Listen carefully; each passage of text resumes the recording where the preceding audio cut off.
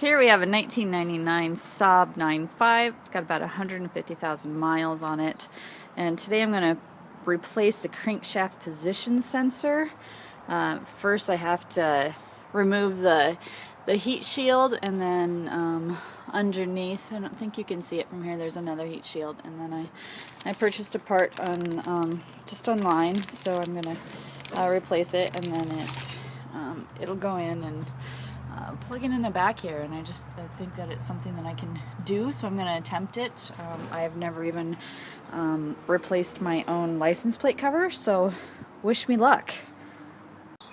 Okay, so I got the shield off. It was actually pretty easy. It went like this. There's a bolt down in here, and then the top just clipped out from here, and so remove that to have access to the second heat shield that I'm looking for, which has got the crankshaft behind it. It's way down here, so I'm going to remove that one down there, and then behind that is where the sensor is. So hopefully with my thin arms it won't be an issue. I won't have to remove anything else. Some other people have removed this, but it won't be a problem.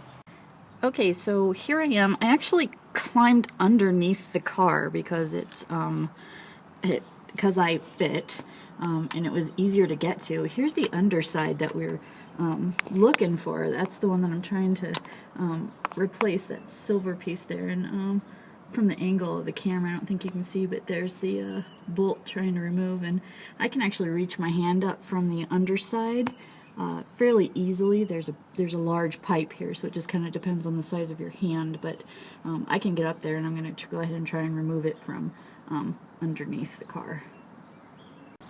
Okay, so the attempt under the car is not going so well. I'm starting to strip the bolts, so I've hit it with some WD-40, and I'm going to let it sit for a while, and then I'm going to climb underneath the car again. Okay, and here it is under the car. There's the bolt, the corroded bane of my existence right now. I've really shot it with a lot of WD-40. I'm going to go inside, have myself a drink, and then let it penetrate for a while, and hopefully when I come out I won't have completely stripped this bolt.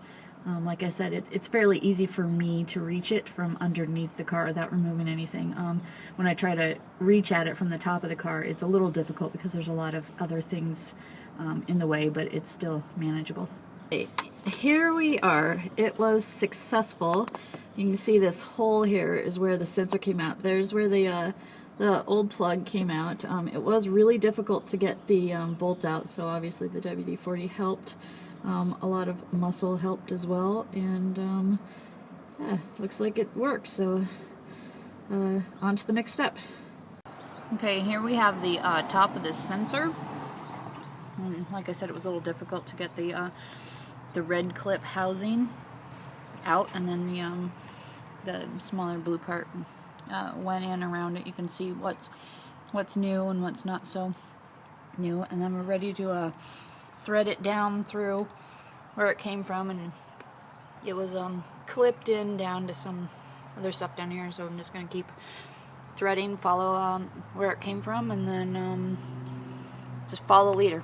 And here we are. You can see that it was successful. I got the shiny new cord back in and threaded it around, and I got another heat shield on it and protected it. Here we go. Here is the other, the main heat shield. It's just going to go back in there and protect everything. It just fits down in and clips into place. You can see here's the clip, and it's going to go clipping onto that, and then clipping onto the other one, and then I'll bolt it in. And as soon as I get this up and running, I'll fire it up and test it. Okay, I got it on. It was no problem to get it in, and I just used a simple tool. It was actually hand tight, and then tightened it on. That was pretty simple to do. So it's time to fire it up. 1999 Saab 9.5.